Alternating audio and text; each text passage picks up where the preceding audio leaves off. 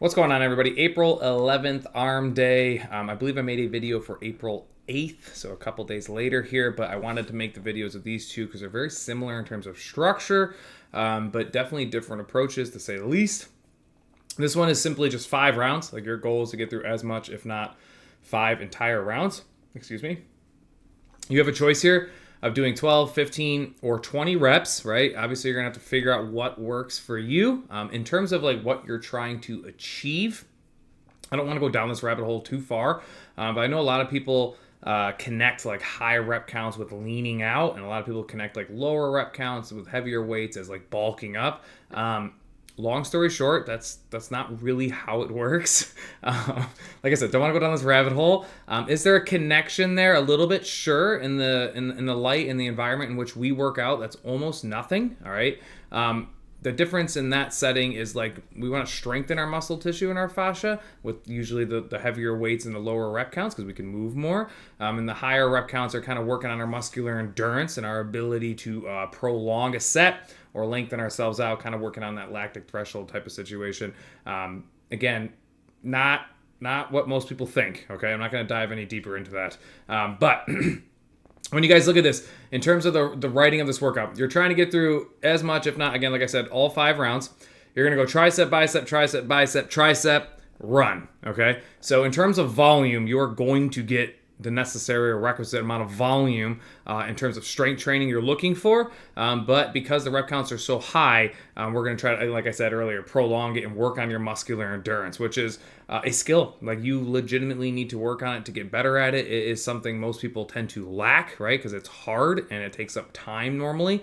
Again, we have over the years definitely become far more efficient into writing workouts like these in terms of time and getting you guys the appropriate amount of sets, reps, etc., in the amount of time that we are allowed. So I'm excited when we get workouts like these because we don't often, we do them, but we don't do them to this level. So Arm Day is kind of neat. Again, I can't, hopefully in time, if you're watching these videos, you're starting to get a better understanding or educated on where things land.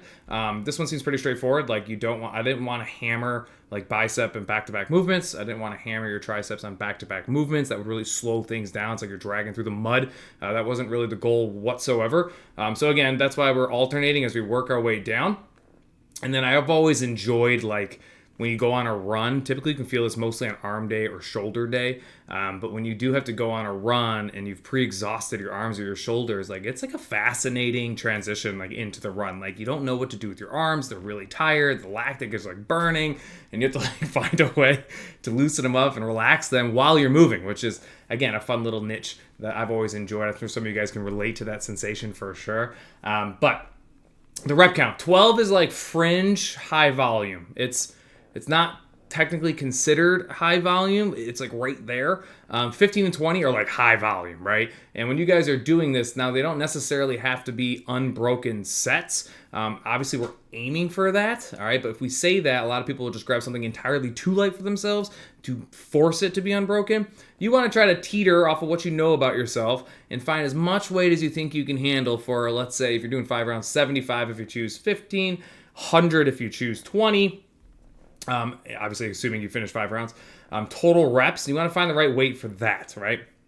And again, they're not all back to back, right? So my tricep extension, hopefully one of your stronger tricep movements. If I'm choosing 20 reps, I'm going to pick a weight, not thinking about set 1 or 2. Like, I'm thinking about maybe not even set 3. I'm really thinking about sets 4 and 5 based off of what I've done in the past. Like, all right, if I pick 30-pound dumbbells, I know I can do 20 unbroken twice. I'm pretty positive I can do it 3 times, given how much rest I'm going to have because of that 800 meters. I should be okay for 3. It'll be very interesting and dicey on 4 and 5, right? That's where my mind goes, and I want you guys to start thinking about that for a lot of these workouts. Supinated curls, right? Most of our biceps tend to be weaker than our triceps. Maybe not at first when you first start working out, but in terms of your ability to create a muscular endurance environment, like biceps don't last very long, right? They struggle. So again, supinated curl into a hammer curl. Purposely put the weaker of the two movements first, all right? So that when you do get to the second movement, because it's a stronger variation, you're not going to struggle, hopefully, as much with like compensation and cutting corners, right? At the end of the day, we want everything to be full range of motion first of all. Obviously, the right muscles engaging, and then figure out what what weight can we do and still keep all that intact.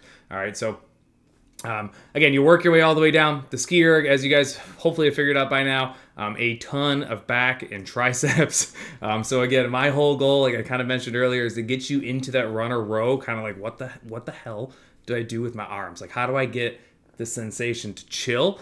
You'll notice there's no rest written in. The whole point is for you to use that run to hopefully knock out any lactic you have. Hopefully it's enough time. It should be. If it's not enough time, like let's say you come back from the run and the lactic just hasn't gone anywhere, right? That's like a mental note. Like, holy crap, I just took a 4 or 5 minute run and like my arms are still like toasted already, right? That's us working on muscular conditioning and dragging it out, which at that point it's a whole nother story, but you might need to make some adjustments if that's the case. But another situation where like if you choose 15, you don't choose 20, that's not a bad thing. Like it's not you failing, right? I'm kind of riding this horse for a while here because I have so many people that struggle with this concept, and you guys see this. If you only finish 4 rounds and not 5, like that's a fantastic workout. Like it's not the end of the day. Like it's not the end of the world. You're not losing because you didn't do all 5 rounds, especially depending on how you approach this, right? I could very easily, now it goes against the grain of what we're trying to achieve here in terms of muscular endurance, but I could very easily pick 12 reps, increase all of my weights to the like whatever I think my absolute capacity is for as much weight as I can handle for 12 reps on all of these, and it'd be a completely different workout than if I chose weights relative to 20 reps in my head, which is what we're really trying to achieve here. All right, so the 12, 15, 20 is really there for people that are completely unsure, haven't been doing this for a long time, and maybe 12 is their cap. Like their muscular endurance and the conditioning just isn't there. It takes time, like quite literally years, as a lot of you have figured out, to get to the point where your muscles could handle, volumes of this magnitude. So again, hopefully, made it a little bit clearer as to what we're trying to achieve here. Again, continue to ask questions, comments. Again, conversation helps. And I think the worst thing that can happen is you guys see workouts like these and you just skip them because it's something you don't like. Like, remember what we say, like, typically if you don't like something, you're usually not very good at it. And the whole point of what we do here is to make sure we're good at everything. We're not too polarizing one way or the other. So anyways, you guys have questions, fire. Otherwise, I think this is the second video of the week. So next week, obviously, there'll be 2 new ones.